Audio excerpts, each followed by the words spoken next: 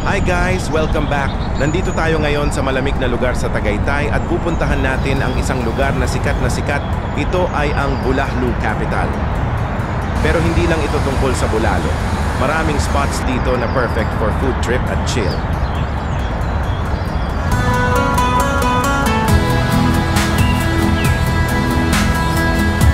Isa sa mga nakita naming spot dito sa loob ng Bulalo Capital ay ang Copa Coffee.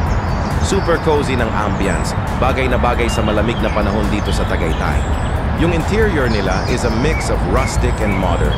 May wood accents, warm lighting, at chill background music. Perfect talaga siya for catching up with friends, solo coffee moments, o kahit magmuni-muni lang.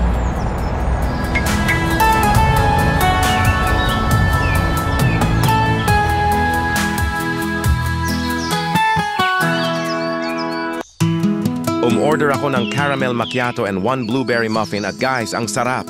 Creamy, flavorful, at perfect pang relax. At hindi lang drinks ang meron sila. May mga tumblers, mugs, snacks, at iba pang goodies na pwede ring mabili. So kung mahilig ka sa cafe finds, baka magustuhan mo rin dito. Kung naghahanap kayo ng magandang spot or tambayan around Tagaytay City, baka ito na ang hinahanap nyo. After mag-coffee, naglakad-lakad ako around Bulalo Capital. And wow, ang ganda ng view. May spot dito na overlooking, perfect para sa chill moments at IG-worthy shots. Meron din sa taas ng Bulalo Capital na pwedeng puntahan. Perfect din for picture taking at mas wide ang view mula doon. Makikita mo rin dito ang iba't ibang shape ng upuan na gawa sa rattan, Instagrammable at unique. At kung mahilig ka sa cool figures, nandito rin si Bumblebee from Transformers. At iba pang characters na pwedeng isama sa picture. Solid Tagaytay experience today.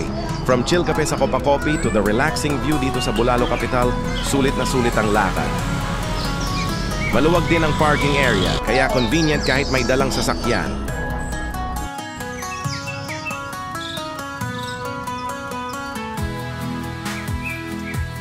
Don't forget to like, comment, and subscribe for more laid-back adventures with Small Familia Vlogs. Hanggang sa susunod na food trip.